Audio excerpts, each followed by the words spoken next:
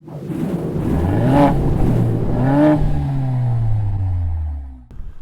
to the driver's seat. It's hard to believe it's been 10 years since Kia launched the Soul.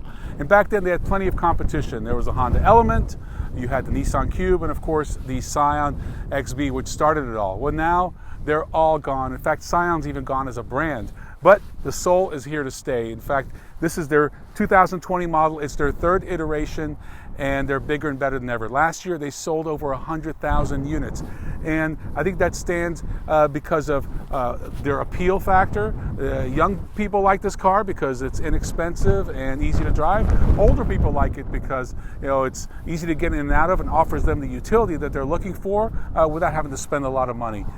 Also, you have that 10-year, 100,000 mile Kia warranty.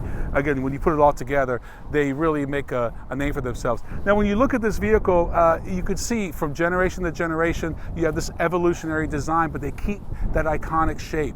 You look at other iconic vehicles like the VW Beetle and Porsche 911 and Jeep Wrangler, for example. I'm not saying this is a 911, but I'm saying is that it keeps that iconic shape. And coming up with that next one is a big challenger for designers, but I think they did a great job. Depending on which trim level you get with your Soul, you may get a 2-liter, normally aspirated 4-cylinder engine that's mated to a continuously variable transmission, but an intelligent CVT. That's what the base model is going to get. What we're driving here is the 1.6-liter turbocharged 4-cylinder engine mated to a 7-speed dual clutch transmission producing 201 horsepower. This is the fun one to get. Now, if you want to really get off the grid later this year, there'll be a pure electric vehicle version of the Soul, and that's supposed to have over 240 miles of range. So some very impressive numbers. That's a nice thing about this vehicle. It's inexpensive to buy and it's inexpensive to own.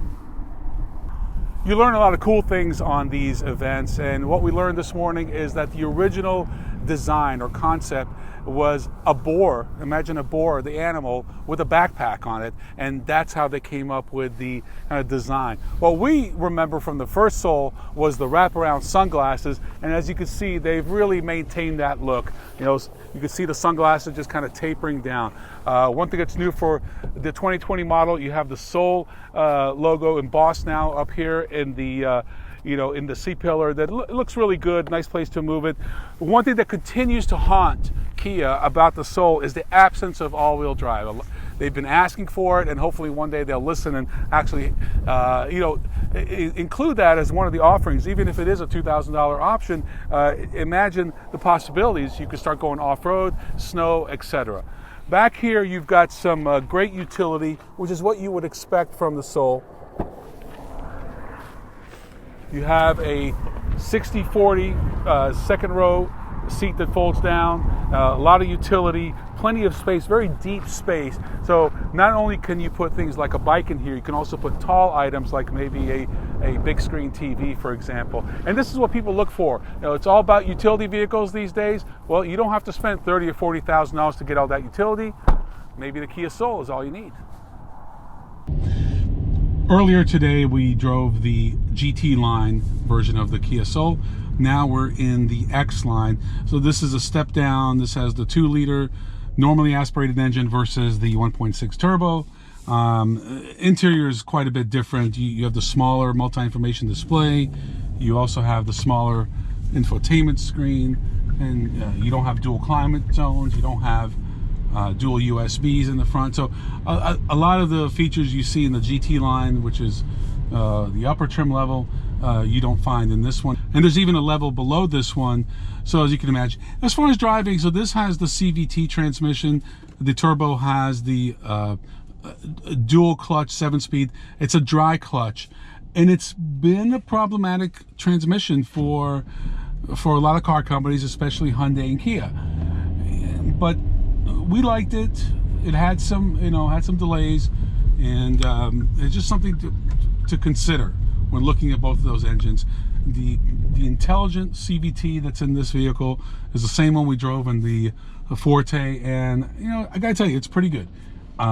They really stepped it up. They have these artificial shifts that they've incorporated, and it works. And it makes for a very pleasant drive. So imagine this car is about $22,000, $23,000. I don't have a problem with it. I think it makes a lot of sense. I think it drives quite nicely. It's not as fast as you get about 50 less horsepower, so it's obviously going to be slower than the turbo model, but it works. And this is an easy recommendation to make. There aren't a lot of competitors in this price point, and the ones that are out there don't offer the kind of warranty you can get with Kia.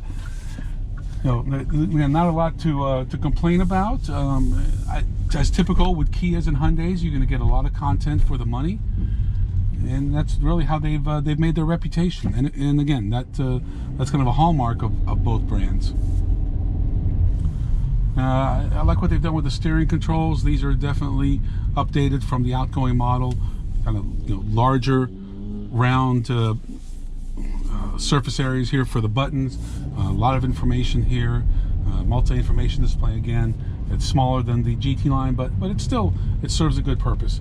So overall, very pleased. I think what they've done here with the Soul is impressive, and we really look forward to driving the electric vehicle Soul. I think that's going to be a big home run.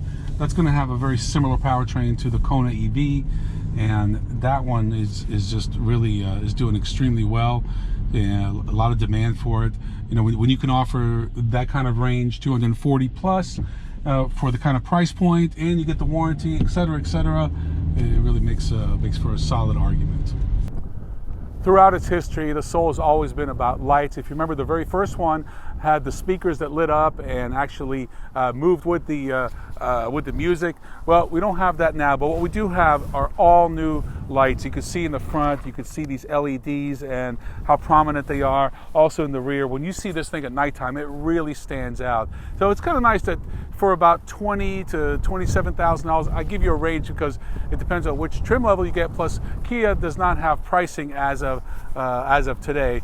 Well, we expect the pricing to be between $20,000 and $27,000. So you don't just get just basic utility, you can get something with a little bit of style. It's been a lot of fun to drive. Again, keeping in mind the price point and the fuel economy, anywhere from 28 to 32, depending on city, highway, and which engine configuration you get. So we're very, very excited about the new Soul, and we expect to see a lot of these on the road. I'm Ron Doran. Thanks for watching. See you next time on The Driver's Seat.